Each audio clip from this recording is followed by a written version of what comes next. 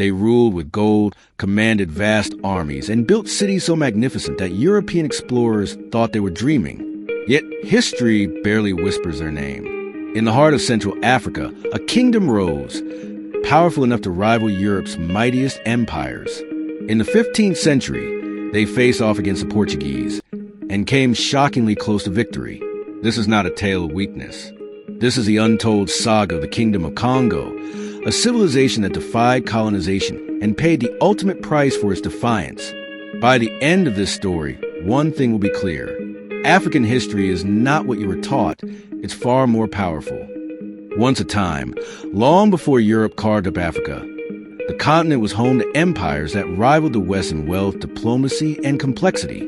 One of them was the Kingdom of Kongo, founded around the 14th century in what is now Angola and the Democratic Republic of Congo. Kongo wasn't just a scattered group of villages. It was a centralized monarchy with a capital city called Kongo, a metropolis that stunned the first Portuguese envoys in 1483. The streets are wide, the buildings made of stone. It is civilized. By the time Europe arrived, Kongo already had a taxation system, diplomatic corps, and even foreign embassies. They didn't just meet Europe. They negotiated. In 1483, Portuguese explorer Diogo Chao sailed up the Congo River and encountered a kingdom ready to deal. Congo's king, Nzinga saw an opportunity. Guns, alliances, Christianity. The Portuguese were useful. For now, he converted to Christianity, became João I, and opened up his kingdom to trade and missionaries. But here's where it gets complicated. His son, Afonso I, took it further. He was deeply Christian, literate in Portuguese, and even wrote letters directly to the King of Portugal, begging him to stop the growing illegal slave trade that was destroying his kingdom. Each day, our people are kidnapped and sold. Even nobles, even my own family.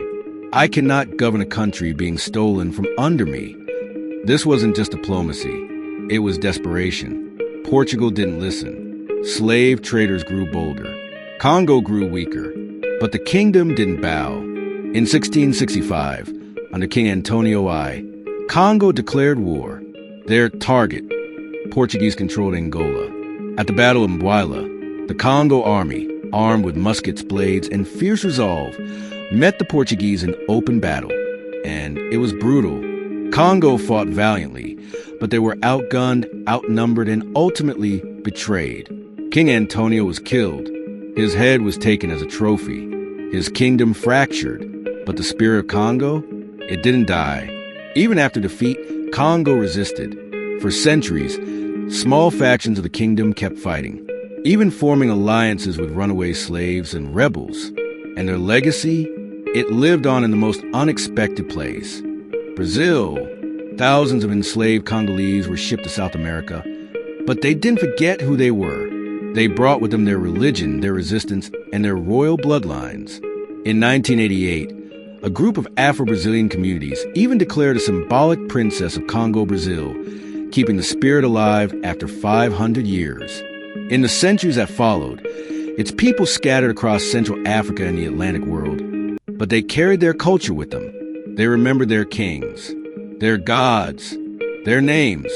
Among the enslaved in Brazil, Haiti, Cuba, and the American South, echoes of Congo persisted in the rhythms of the drum, in resistance rituals, in secret societies that kept memory alive under the shadow of chains. And then there's the language. Lingala, Kikongo, and other Bantu tongues survived centuries of suppression. Spoken by millions today, they connect a modern generation to their pre-colonial past, even as borders drawn by Europeans have tried to divide them. Meanwhile, back in Central Africa, remnants of the kingdom still stand. The ruins of Kongo, once called the City of God by Portuguese priests, were declared a UNESCO World Heritage Site in 2017. Archaeologists have uncovered stone churches, burial tombs, and evidence of a sophisticated society with written archives, taxation systems, and foreign embassies. The damage of colonization wasn't just physical, it was historical. Entire civilizations were buried beneath myths of savagery. And as long as stories like this are told, empires never truly die. The Kingdom of Kongo wasn't primitive.